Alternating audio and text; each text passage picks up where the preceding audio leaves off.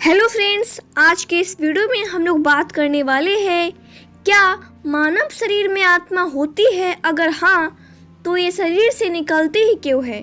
तो आइए वीडियो को स्टार्ट करते हैं। आध्यात्मिक लोग कहते हैं कि मानव शरीर के अंदर एक आत्मा होती है जो शरीर को संचालित करती है। इनका यह भी कहना है कि आत्मा अजर अमर होती है और उसके निकलते ही मानव मर जाता है। अब सवाल यह है कि आखिर आत्मा के निकलने से मानव मर क्यों जाता है। तो आत्मा निकलती ही क्यों है। हमारा शरीर वृद्ध होता है या चोट लगने पर घायल होता है। आत्मा ना तो घायल होती है और ना ही वृद्ध होती है, तो फिर आत्मा निकलती क्यों है। हमारे शरीर में आत्मा जैसा कुछ भी नहीं है। हमारा पूरा शरीर हृदय और मस्तिष्क से चलता है।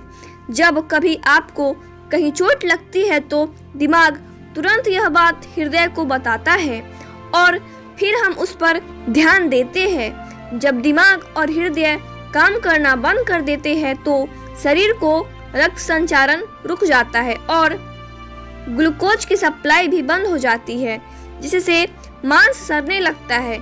बस यही मृत्यु है। अगर आत्मा के निकलने से मौत होती है तो मृत्यु के बाद भी आंख लगभग 6 घंटे तक जीवित रहती है। क्या उसके लिए अलग आत्मा होती है। अगर हमारा हाथ पैर कट जाता है तो आत्मा नहीं निकलती, पर गला कटने पर क्यों निकल जाती है। हमारे शरीर में करोड़ों जीवाणु भी होते हैं, तो क्या हमारे शरीर में करोड़ों आत्माएं हैं। आध्यात्मिक कहते हैं कि आत्मा गर्भावस्था के दौरान शरीर में प्रवेश कर जाती है और मृत्यु के साथ शरीर से निकल जाती है। फिर दोबारा से जन्म, परमात्मा से मिलन या प्रलय के दिन होने वाले फैसले का इंतजार करती है।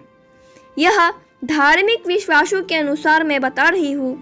मैं कहना चाहती हूँ कि कोई आत्मा गर्भ में ही नहीं प्रवेश करती। गर्भधारण अंडाणु को शुक्राणु द्वारा सेचन का परिमाण है।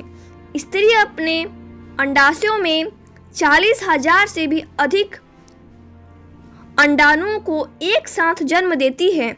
निश्चित तौर पर इतनी सुप्त आत्माएं नारी शरीर में पहले से मौजूद नहीं हो सकती। रही बात पुरुष की, तो वीर्य में स्पर्म काउंट की संख्या लगभग 80 से 120 मिलियन प्रति क्यूब मिली है।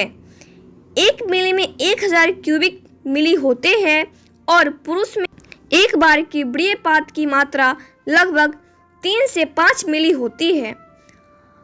अब जरा कैलकुलेटर निकालिए और हिसाब लगाइए। निश्चित तौर पर इतने सारे शुक्राणुओं में भी सुप्त आत्माएं नहीं होती होगी। असल में आत्मा की अवधारणा बड़ी चतुराई से बनाई गई। आत्मा होने का दूसरा पहलू यह भी है कि परमात्मा भी है। गुरुन पुराण के अनुसार मृतात्मा को कर्मानुसार तरह तरह के कष्ट झेलने पड़ते हैं। कभी नरक पकोड़े की तरह उबाला जाता है तो कभी आरी से काटा जाता है। इस पुराण में नरक के कष्ट का पूरा मेन्यू कार्ड है। अब इस कष्ट से बचने का उपाय भी इसी पुराण में है। अगर आप ब्रह्मा को गौदान करोगे तो आपके परिजन की आत्मा बैतरणी नदी पार कर जाएगी। अगर आप ब्राह्मण को भोजन और दान दक्षिणा से तृप्त करोगे तो मृतक की आत्मा को यमदूत कष्ट नहीं देंगे, अर्थात मृत्यु पश्चात भी कारोबार चलता रहे। इसके लिए आत्मा बनाई गई है।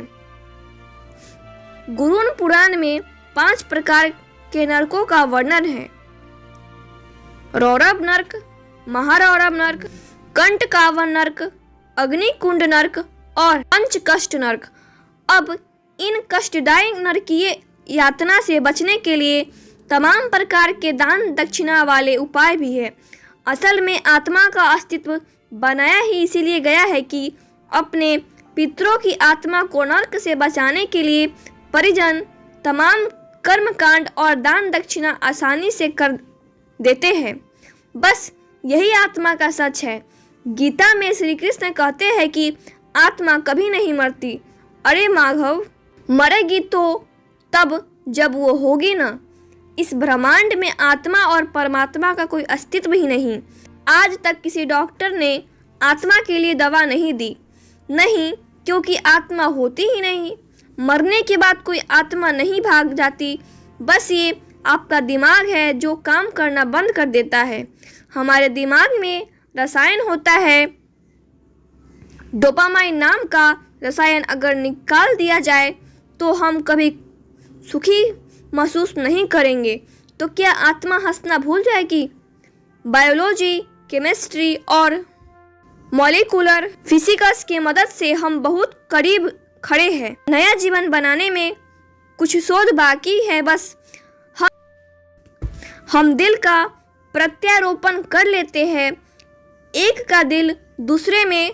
तो क्या आत्मा दिल में होती है जो दूसरे शरीर में चली जाती है?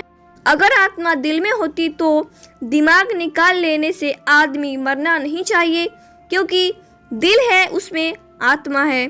पर नहीं, शरीर में कुछ भी कम हुआ और शरीर मृत, तो क्या सब अंगों में अलग अलग आत्मा होती है?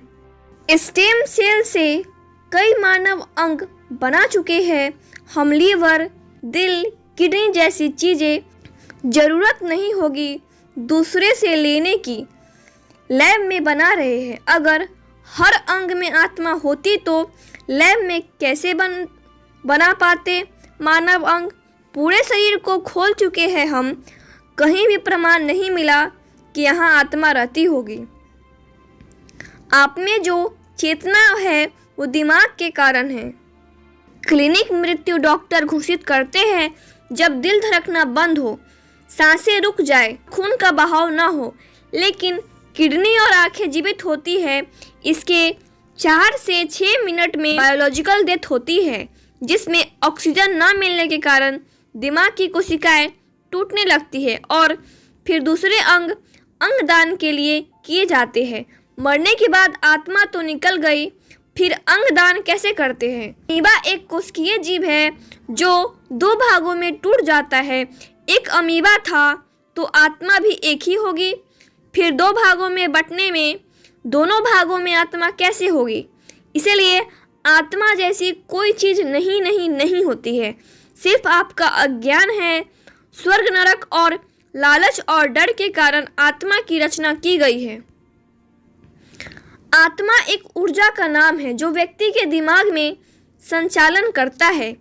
हर लिविंग सेल में एनर्जी का सोर्स एटीपी से होता है, इसलिए आत्मा ऊर्जा का ही नाम होता है। दिमाग के नसों में सभी संदेशों का संचालित करता है। ये ऐसा वायरलेस करंट है जो व्यक्ति के शरीर का कंप्यूटर चलाता रहता है और डीएनए से मिलकर ऊर्जा का रूप बदलकर स्पर्म एग भी बनाता है, जो निगेटिव और पॉजिटिव एनर्जी मिलकर कंप्लीट एनर्जी बन जाती है और नया शारीरिक कंप्यूटर बन जाता है जो सेल्फ एनर्जी बनाता है और खर्च करता रहता है। जब ये एनर्जी दिमाग को संचालित कर नहीं पाता तो व्यक्ति मर जाता है। तो फ्रेंड्स, सो आई होप कि आपको ये वीडियो पसंद आया। तो वीडियो को लाइक करें, चैनल पे नए हैं तो सब्सक्राइब करें। तब तक के लिए bye bye, tata and see you. Take care all of you. Next video में मिलते हैं।